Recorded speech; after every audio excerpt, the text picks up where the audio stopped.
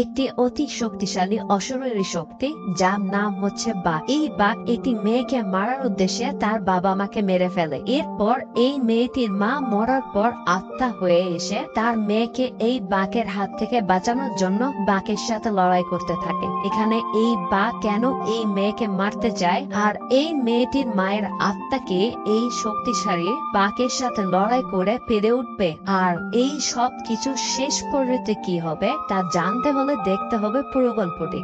আজকে আমরা কথা বলতে যাচ্ছি আরণ্যমালাই 4। গল্পের শুরুতে আমরা একজন পূজারীকে দেখতে পাই যে তার মেয়েকে নিয়ে একটি ছোট নৌকা করে একটি পূজার মেলায় যাচ্ছে। তখন পূজারীর মেয়ে পূজারীর কাছে জানতে চায় প্রতি বছর এই সময় কেন এই মেলাটি হয়। তখন পূজারী তার মেয়েকে বলে প্রায় 100 বছর আগে এই গ্রামে বাঘ নামের একটি খারাপ শক্তি ছিল।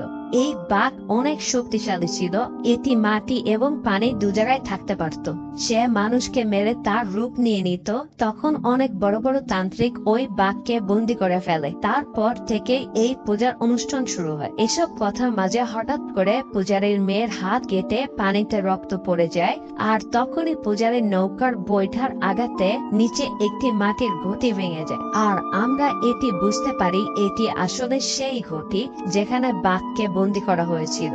ঘটি ভেঙে যাওয়ার কারণে বাঘ মুক্তি পেয়ে গেছে, আর পানিতে পূজারের মেয়ের রক্ত পেয়ে তার উপর আক্রমণ করে। এরপরে আমরা দেখতে পাই পূজারের মেয়ে নদী থেকে একটি মাছ ধরে তা চিবিয়ে চিবিয়ে খাচ্ছে। পূজারী তখন তার মেয়েকে এমনটি করতে নিষেধ করে, আর তখন পূজারীর নজর পড়ে তার মেয়ের লাশের উপর, যেটি পানিতে ভাসছিল। এখানে পূজারী বুঝতে পারে এটি তার আসল মেয়ে নয়, বাঘ তার মেয়েকে মেরে ফেলেছে আর তার রূপ নিয়ে নৌকায় বসে আছে। বাঘ তখনই পূজারীকেও মারতে যাবে, তখনই পূজা শুরু হয়ে যায়, যার প্রভাবে বাঘ অনেক দুর্বল হয়ে পড়ে। পূজারী তখন বাঘের আত্মাকে কোনোভাবে একটি ঘটির মধ্যে আটকে ফেলে। এখানে আমরা জানতে পারি যে বাঘের আত্মা যার কাছে থাকবে বাঘ তার সব কথা মানতে বাধ্য হবে। তখন পূজারী বাঘকে বলে, তুই আমার মেয়েকে মেরে ফেলেছিস, তুই এখন থেকে আমার মেয়ে হয়ে থাকবি। এখানে বাঘ পূজারীর উপর রেগে থাকা সত্ত্বেও তার কথা শুনতে বাধ্য হয়, আর পূজারী বাঘকে তার বাসায় নিয়ে আসে। সে তার স্ত্রীকে এই ব্যাপারে কিছু জানায় না, কারণ তার মেয়ের মৃত্যুর কথা শুনে সে অনেক কষ্ট পাবে। এরপরে আমাদের শারবানান নামের একজন উকিলকে দেখানো হয়, যে কিছু গুন্ডাদের সাথে মারামারি করছিল। এখানে শারবানানের আন্টিকেও দেখানো হয়, যে একটি মেয়েকে শারবানানের সম্পর্কে সবকিছু বলছিল। এখানে আমরা জানতে পারি শারবানানের সেলভি নামের একটি ছোট বোনও রয়েছে, যে 10 বছর আগে একটি ছেলেকে ভালোবেসে বিয়ে করায় তার বাবা তাকে বের করে দেয়। শারবানান তাকে তখন কোনো সাহায্য করতে পারেনি, আর 10 বছর ধরে কোনো যোগাযোগ নেই তাদের মাঝে। তাই এখন সে তার বোনকে অনেক মিস করে। এরপর আমরা সেলভিকে দেখতে পাই যে তার স্বামীকে নিয়ে অনেক দূরে একটি ছোট গ্রামে সুখে শান্তিতে বসবাস করছিল। এখানে তাদের 2টি সন্তানও আছে। বড় মেয়ের নাম শক্তি আর ছোট ছেলের নাম শারবানা। এখানে আমরা বুঝতে পারি সেলভিও তার ভাইকে মিস করে, তাই তার ছেলের নামও তার ভাইয়ের নামে রেখেছে। এখানে একদিন সেলভির স্বামী হাঁটতে বের হলে সে রাস্তায় গ্রাম প্রধান এর ছেলে রবিকে দেখতে পায়, যে তার ইউটিউব ব্লগের জন্য ভিডিও বানাচ্ছিল। তার সাথে কিছু কথা বলার পর সে কিছু দূর আগালে রাস্তায় অনেক ধোঁয়া দেখতে পায়। সেখান থেকে একটি আপ এসে তার পা ধরে টান দিলে সে সেখানেই পড়ে যায়। তারপর আমরা ধোঁয়ার মধ্যে তার লাশ দেখতে পাই, আর ওই আত্মাকে দেখি যে সেলভির স্বামীর রূপ ধরে তাদের বাসার দিকে যাচ্ছে। এটা দেখে আমরা বুঝতে পারি এটি অবশ্যই বাঘের কাজ। তখন সেলভির স্বামী ভিতরে এসে সেলভির কাছে তাদের মেয়ে শক্তির কথা জানতে চায়। তাদের মাঝে কথা হচ্ছিল,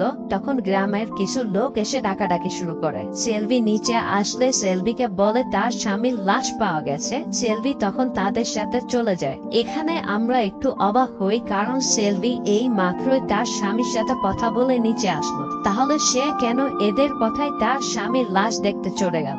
এখানে রবি তাদের যেতে দেখে সেলভিদের বাসার সামনে আসলে তখন কুকুরের আওয়াজ শুনে সে ভিতরে এসে শক্তিকে একটি কূপের সামনে আহত অবস্থায় পায়। রবি কূপের ভিতর আসলে গলায় ফাঁস লাগা অবস্থায় সেলভির লাশ দেখতে পায়। এখানে আমরা বুঝতে পারি বাঘ সেলভিকেও মেরে ফেলেছে আর তার রূপ নিয়ে গ্রামের লোকদের সাথে চলে গেছে। এরপর আমাদের একজন লোককে দেখানো হয় যে সার্বানানকে তার বোনের মৃত্যুর কথা জানায়। সার্বানান তখন তার আন্টির সাথে তার বোনের গ্রামে চলে আসে। এখানে গ্রামের লোকজন বলে তারা তাদের কথা জানতো না, এই কারণে তারা সেলভি ও তার স্বামীর লাশকে কবর দিয়ে দিয়েছে। এখানে সার্বানান সেলভির স্বামীর কাজের কথা জানতে পারে যে সে পুরনো ঘর মেরামত করে সেগুলো আরো বেশি দামে বিক্রি করত। সেলভির স্বামী বর্তমানে এখন এই গ্রামের একজন জমিদারের বাড়িতে ছিল, যে ওই বাড়ি মেরামত করার জন্য কিছু অ্যাডভান্সও নিয়েছিল। এখানে যেহেতু সে আর নেই, তাই সার্বানানকে কিছুদিন এই গ্রামে থেকে সবকিছু সামলাতে হবে। এখন আমরা দেখতে পাই সেলভির মেয়ে শক্তি কোমায় চলে গেছে আর তার ছেলে নিচে খেলতেছিল। সে নিচে অদ্ভুত কিছু দেখতে পেয়ে দৌড়ে চলে যেতে থাকে। তখন তার মামা এসে তাকে ধরে। এখানে আমাদের মায়া নামে একজন ডাক্তারকেও দেখানো হয়, যে কিনা এই জমিদারের মেয়ে ছিল আর পরে এই বাড়ির মালিকও সেই হবে। সে এখানে শক্তির ট্রিটমেন্ট করতে এসেছে। মায়া এই বাড়িকে হসপিটাল বানাতে চায়, কারণ এই গ্রামে কোনো হসপিটাল নেই। এরপরে সন্ধ্যায় আমরা সেলভির ছেলেকে দেখতে পাই যে মোবাইলে গেম খেলছিল। তখন একটি হাত এসে তার হাত ধরে, আর তখন সার্বানানের আন্টি আসলে সে একটি আত্মা দেখে ভয় পেয়ে যায়। এরপর আমরা সার্বানানকে দেখতে পাই যে তার বোনের সমাধিস্থানে বসে আছে আর তার সাথে রবিও ছিল। এরপর আমরা তাদেরকে থানায় দেখতে পাই। এখানে জানতে পারি 2 দিন পরে এই গ্রামে 10 বছর পর পর একটি অনেক বড় পূজা হয়, সেটি হবে। এই পূজায় অনেক দূর দূর থেকে অনেক লোক আসবে আর এদের মধ্যে অনেক ভিআইপিও আসবে। তাই পুলিশরা এইসব নিয়ে ব্যস্ত ছিল, তারা কেউ এই মৃত্যুর ইনভেস্টিগেশনে গুরুত্ব দিচ্ছিল না। সার্বানান এখানে নিজেই তার বোনের মৃত্যুর রহস্য বের করার সিদ্ধান্ত নেয়। রবি তখন তাকে সেলভির স্বামীর মৃত্যুর আগের ভিডিও দেখায় আর বলে সে নিজের চোখে সেলভিকে গ্রামবাসীদের সাথে যেতে দেখেছে, তারপরে তার লাশ ঝুলতে দেখে। এখানে সার্বানান ভিডিওতে একজন তান্ত্রিককে দেখতে পায়। রবি বলে এই তান্ত্রিককে সে মর্গেও দেখেছে। এখানে সার্বানান মনে মনে ভাবে তার বোনের মৃত্যুর পিছনে হয়তো এই তান্ত্রিকের কোনো কানেকশন থাকতে পারে। আর তখনই আমরা ওই তান্ত্রিককে দেখি যে মন্ত্র পড়ে ওই বাড়ির সামনে আসলে তার হাতে থাকা মালা একা একাই ঘুরতে শুরু করে আর এক পর্যায়ে ভেঙে যায়। সে তখন বাড়ির ভেতর আসতে গেলে বাড়ির সব দরজা জানলা হঠাৎ করে একা একা বন্ধ হয়ে যায়। এখানে কোনো শক্তি তাকে বাড়ির ভেতর আসতে দিচ্ছিল না, তাই সে এখান থেকে চলে যায়। আমরা তখন মায়াকে শক্তি রুমে দেখতে পাই, যেখানে একটি কাটা হাত এসে তার গা বেয়ে উঠতে থাকে। তখন মায়া একটি অশরীরী ছায়া দেখতে পায়। তখন হঠাৎ করে সমস্ত দরজা জানলা একা একাই বন্ধ হয়ে যায়, পরে তা খুলে যায়। এসব দেখে মায়া এখানে অনেক ভয় পেয়ে যায়। এরপরে আমাদের রবি ও সার্বানানকে দেখানো হয়, যেখানে একটি অদ্ভুত প্রাণী তাদের গাড়িতে হামলা করে আর তাদের গাড়ি তখন বন্ধ হয়ে যায় আর স্টার্ট নিচ্ছিল না। সার্বানান বাইরে কিছু শব্দ শুনতে পায়। তখন সে গাড়ি থেকে নেমে বাইরে বেরোলে তার উপর অনেকভাবে হামলা হয়। সেখানে সে একটি ছায়ামূর্তিও দেখতে পায় আর এখানে গাড়ির মধ্যে রবিকে দেখতে পায়, যার সামনে সেলভি দাঁড়িয়ে আছে। আর তখন সে রবিকে মেরে ফেলে। এরপরে যখন সার্বানান এখানে আসে তখন আর সে গাড়ি সহ রবিকে দেখতে পায় না, কিন্তু রবির ক্যামেরা পড়ে থাকতে দেখে। এখানে রবির ক্যামেরায় সার্বানান সেই তান্ত্রিককে দেখতে পায়। তখন তান্ত্রিকের উপর তার সন্দেহ আরো বেড়ে যায়। পরের দিন সার্বানানের আন্টি আর মায়া মিলে দুজনে কথা বলছিল এই বাড়িতে ভূত আছে, কিন্তু তারা কাউকে জানাবে না বলে সিদ্ধান্ত নেয়, কারণ এই বিষয়ে জানাজানি হলে এখানে আর হসপিটাল হবে না। এরপর আমাদের 2 দিন পরে যে পূজা হবে তার অনুষ্ঠান দেখানো হয়। আর এখানে আমরা মুভির শুরুতে যেই পূজারীকে দেখতে পেয়েছিলাম তাকে দেখতে পাই। সে এখানে মন্দিরের উপর কিছু দেখে অনেক ভয় পেয়ে যায় আর সাথে সাথে মন্দির থেকে চলে যায়। এখানে সার্বানানকেও দেখানো হয় যে কোথাও যাচ্ছিল। তখন সে রবির গাড়িকে দেখতে পায় যে একটি গাছের সাথে অ্যাক্সিডেন্ট হয়েছে আর সেখানে রবির লাশও পড়েছিল। তাই দেখে সে সাথে সাথে পুলিশকে খবর দেয়। এখানে পুলিশ ও গ্রামবাসী আসলে সে জানতে পারে 2 দিন পরেই রবির জন্মদিন ছিল। এখানে পুলিশ সার্বানানকে সন্দেহ করে, কিন্তু তখন সার্বানান পুলিশকে সে তান্ত্রিকের কথা জানায় আর সে দেখতে পায় যে দূর থেকে তান্ত্রিক তাদের উপর নজর রাখছিল।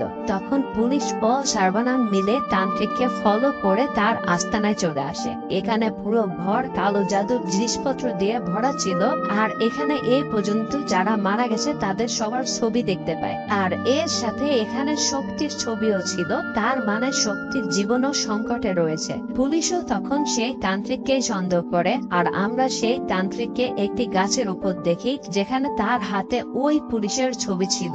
এরপরে আমাদের সেলভিদের বাড়ির ভেতরে সেলভির ছেলেকে দেখানো হয়, যেখানে সে একটি ছায়া দেখতে পায়। তখন সেখানে সার্বানাম চলে আসায় সবকিছু ঠিক হয়ে যায়। এখানে সার্বানাম শক্তির জন্মদিনের কিছু ছবি দেখতে পায়। তখন সে গ্রামে গিয়ে সবার জন্ম তারিখ দেখতে থাকে। তখন সার্বানাম মায়েকে ফোন করে বলে শক্তির শরীরে কোনো লাল দাগ আছে কিনা দেখার জন্য।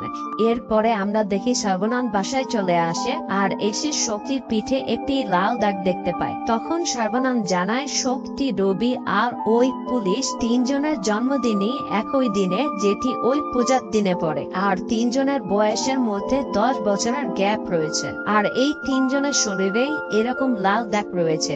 এখানে সার্বানাম মায়াকে বলে শক্তির খেয়াল রাখার জন্য, আর সে নিজে ওই পুলিশকে বাঁচাতে চলে যায়। আমরা এখানে সেলভির বাড়িতে সে পূজারীকে দেখতে পাই, যে জোর করে বাসার ভিতরে চলে আসে, আর মায়া আর তার আন্টি তাকে আটকাতে পারে না। পূজারী ভিতরে আসলে সে একটি অদৃশ্য ছায়া দেখতে পায়, যে ছায়াটি তার উপর হামলা করে। তখন পূজারী শক্তির রুমে চলে আসে শক্তিকে মারার জন্য। আমরা এখানে এটিও দেখতে পারি যে আত্মা যখন হামলা করে তখন পূজারীর শরীরে কিছু ক্ষত হয়ে যায়, আর সেগুলো একা একাই ঠিক হয়ে যাচ্ছিল।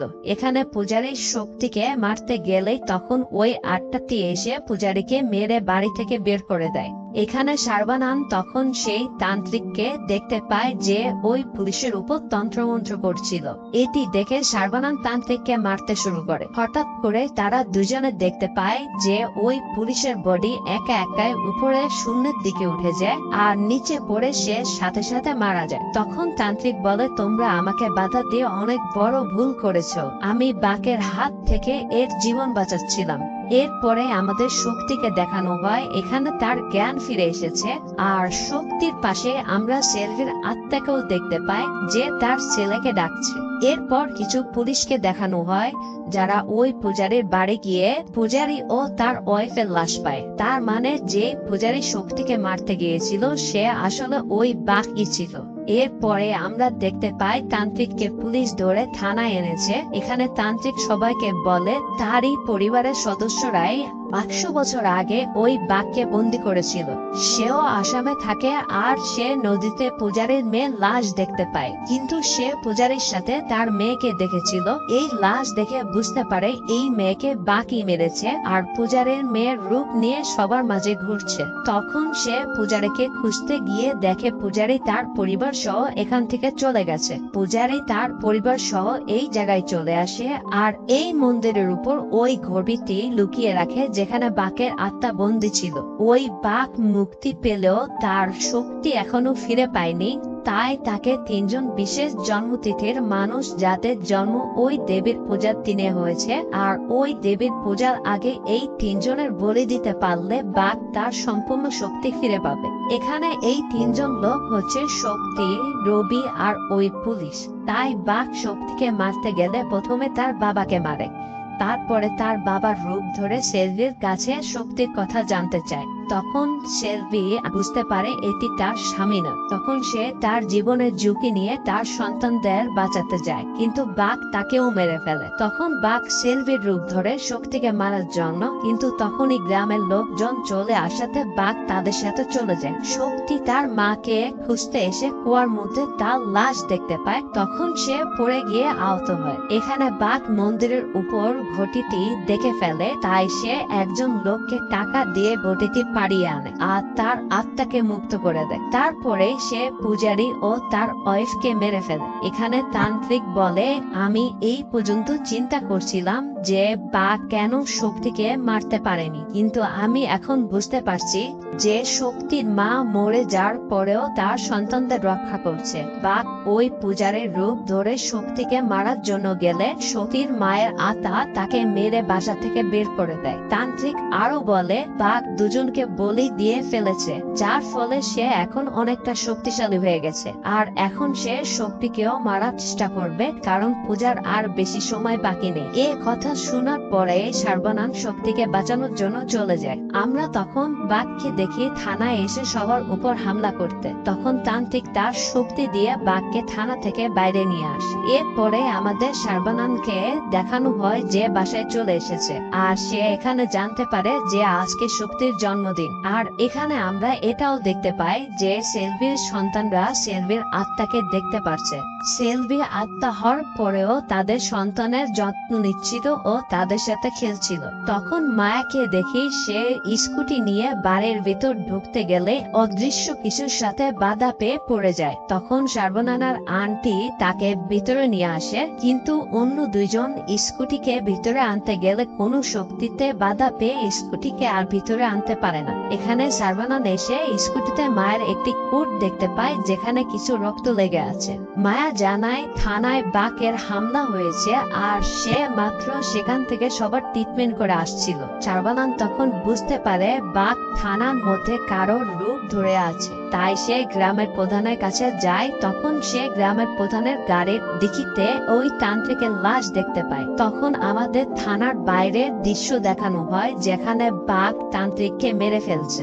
এরপরে বাঘ তান্ত্রিকের রূপ নিয়ে কিছু লোককে দিয়ে সেলভির কবর খুঁড়ে তার লাশ বের করছিল জ্বালানোর জন্য। কারণ সেলভির আত্মা যেহেতু মুক্তি পায়নি, তাই সে তাকে জ্বালিয়ে মুক্তি দিয়ে দিবে, আর তখন সে শক্তিকে মারতে পারবে। এখানে বাঘ মন্ত্র পড়া শুরু করলে আমরা সেলভিকে দেখতে পাই সে তার সন্তানদের সাথে খেলছিল। তখনই কোনো এক শক্তি তাকে টেনে নিয়ে আসে বাঘের সামনে।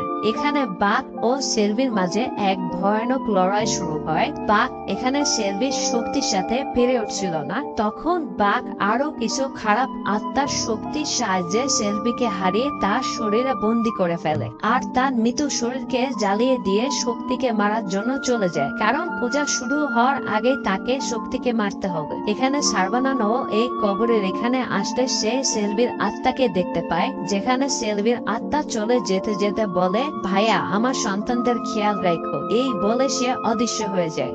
এরপর বাঘ শক্তিকে মারার জন্য তাদের বাড়ি চলে আসে, কিন্তু এখানে বাড়ির লোকজন আগে থেকেই জানতো যে তান্ত্রিক মারা গেছে, এটি আসলে বাঘ। তখন মায়া বুদ্ধি করে শক্তিকে নিয়ে পূজার জায়গায় চলে যায়। এখানে সর্বানন্দ শক্তিকে বাঁচানোর জন্য পূজার জায়গায় চলে আসে, আর বাঘ ও বুঝতে পেরে তাদের এখানে চলে আসে। সর্বানন্দ শক্তিকে নিয়ে একটি বড় অসুরের মূর্তির ভিতর চলে যায়, যে মূর্তিকে আজকে দেবীর হাত দিয়ে ত্রিশূল মেরে পোড়ানো হবে।